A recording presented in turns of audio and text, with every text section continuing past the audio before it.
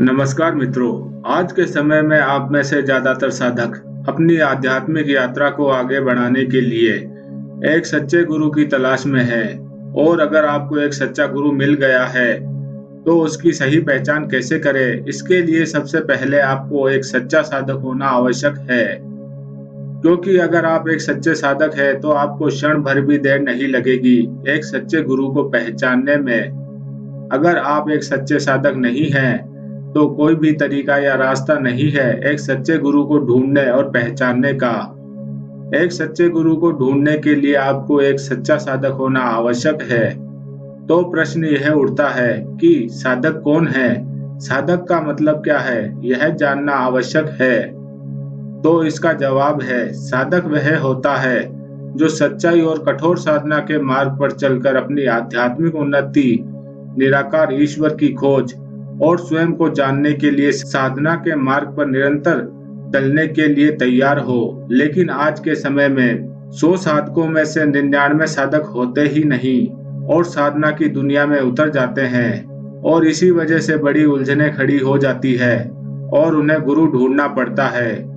और फिर वह लोगों से पूछते हैं कि एक सच्चा गुरु कैसा होना चाहिए, मैं एक सच्चे गुरु को कैसे पहचानूं।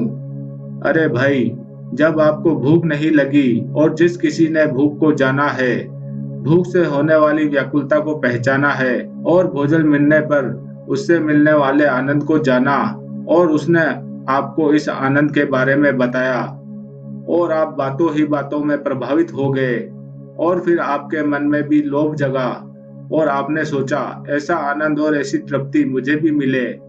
लेकिन मित्रों, जब तक आपको भूख नहीं लगेगी तब तक आप उस भोजन का आनंद कैसे ले पाओगे। और ऐसा ही आज के समय में हो रहा है।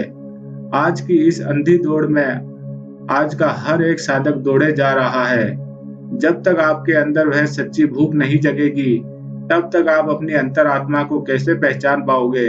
आप लोग YouTube पर वीडियो देख लेते हो कि साधना क्या है, ध्यान क्या है, आपके अंदर वह भूख है ही नहीं।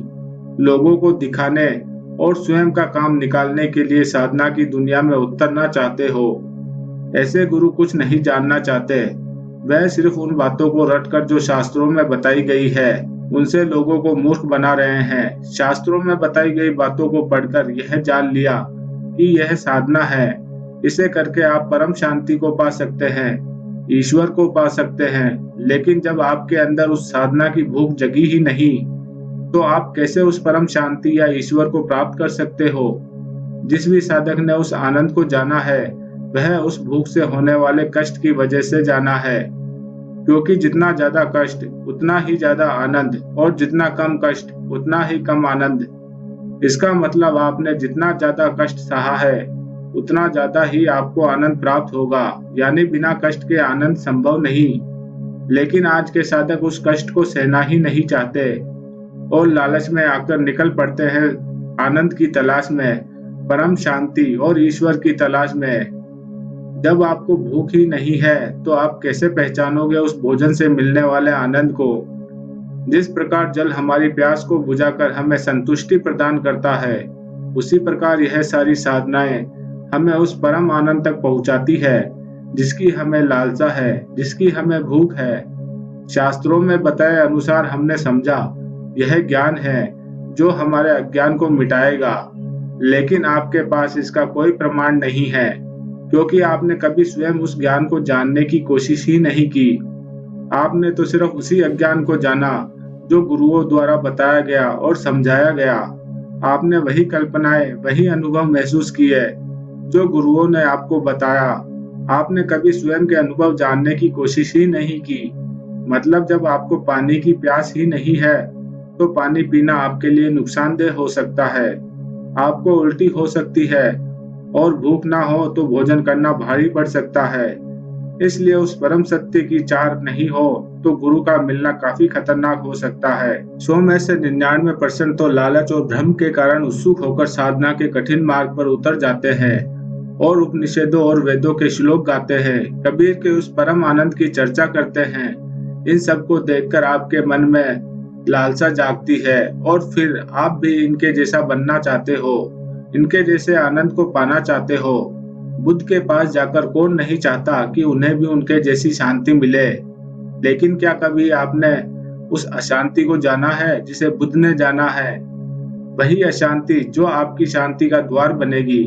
आपने उस कष्ट को सहा जो बुद्ध ने सहा।